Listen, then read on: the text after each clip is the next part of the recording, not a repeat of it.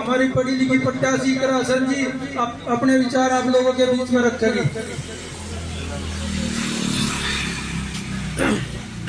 इस सभा की अध्यक्षता कर रहे अध्यक्ष जी और मंच पर उपस्थित प्रोफेसर सुदीप बराड़ जी, हमारे पार्टी के जिला अध्यक्ष अशोक चौधरी जी और इल्लम से पूर्व चेयरमैन उदयवीर जी, मुस्तकीम चाचा जी, एहसान प्रधान जी और जिनके लिए आप और हम यहाँ पर सब उपस्थित हुए हैं, विक्रांत भाई साहब, तो सभी का मैं अभिनंदन और शुक्रिया अदा करती हूँ। और यहाँ पर मौजूद सभी मेरे बड़े बुजुर्ग, आप सभी को नमस्ते, अस्सलाम वालेकुम।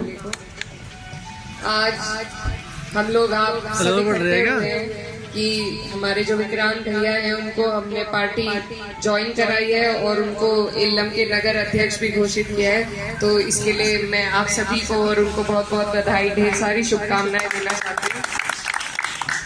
ये जो कार्यक्रम है, इसी तरीके से अगर हम अपनी पार्टी को मजबूत करने के लिए कार्यक्रम करते रहेंगे तो पश्चिम में हमारी पार्टी को और बल मिलेगा और ज्यादा हम लोग आगे बढ़ सकेंगे। और अगले चुनाव की भरपूर तैयारी पूरे 5 साल तक हमें इसी तरीके से जारी रखनी है, क्योंकि चुनाव का भी वक्त है और सभी बड़ों ने आपको सारी बातें बताई।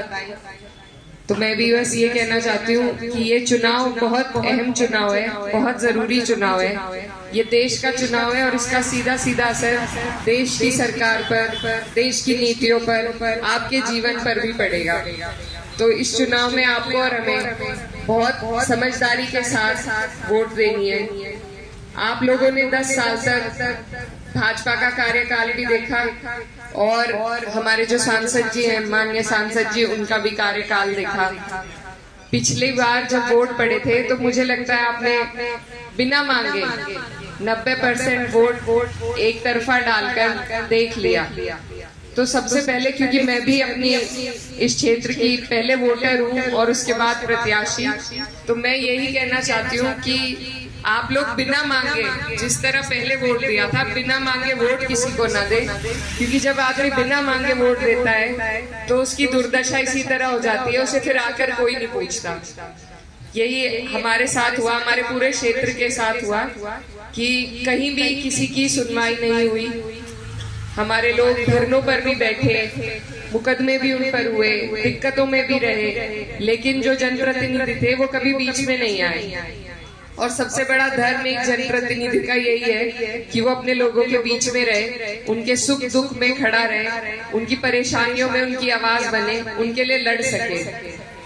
तो मेरी आप सबसे यही गुजारिश है कि इस बार आप लोग अपना वोट बिना मांगे ना दें और ऐसी जगह दें जहां कम से कम आपके वोट की कदर हो।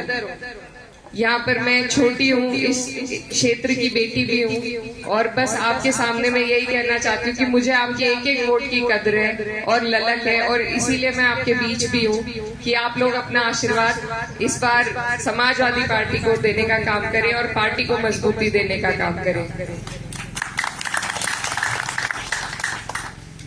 ये जो हमारे चुनाव का वक्त है, बहुत अहम वक्त होता है, क्षेत्र बहुत लंबा है और टाइम थोड़ा कम है। आप सभी यहाँ पर जिम्मेदार लोग बैठे हुए हैं, तो आप सबसे मेरी ये भी गुजारिश है कि इस चुनाव में एक आदमी नहीं उठा सकता चुनाव को। जब सभी लोग बड़े बुजुर्ग सहारा लगाते हैं तभी इतना बड़ा काम मुकम्मल हो पाता है। तो आप लोग भी इस चुनाव को जिम्मेदारी के साथ अपना चुनाव समझकर इसकी जिम्मेदारी लें और चुनाव हमारा मजबूत है। हर वर्ग, हर बिरादरी का समर्थन मिल रहा है और चुनाव में भी वोट भी सभी जगह से मिलेंगे।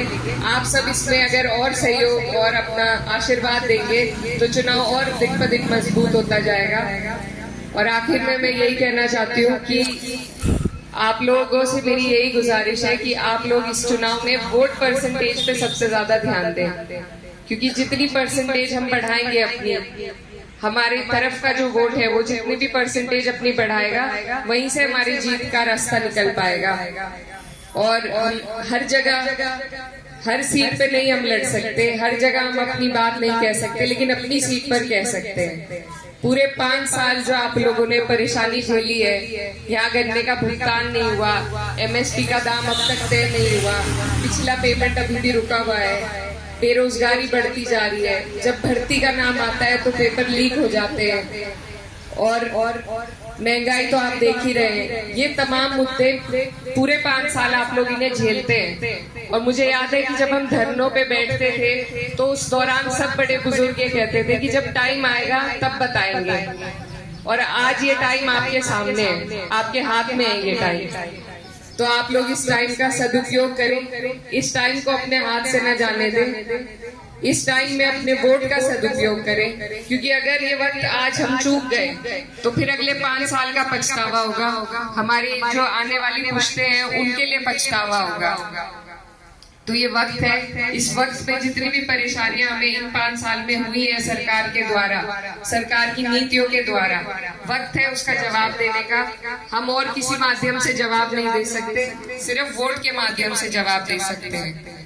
तो आपसे यही गुजारिश है कि आप अपने वोट का सही इस्तेमाल करें, सरकार को अपनी परेशानियों का जवाब देने के लिए उसका इस्तेमाल करें, और मैं आपकी बेटी हूँ, मुझे अपना आशीर्वाद देने का भी काम करें। बहुत बहुत हसन जी की गुजारिश हम लोगों ने मान ली, और इकरा हसन जी की जीत हम सभी की जीत होगी। बहुत बहुत धन्यवाद। अभी सभा के समापन से पहले अध्यक्ष जी से निवेदन करूंगा कि वे भी एक समापन भाषण दें।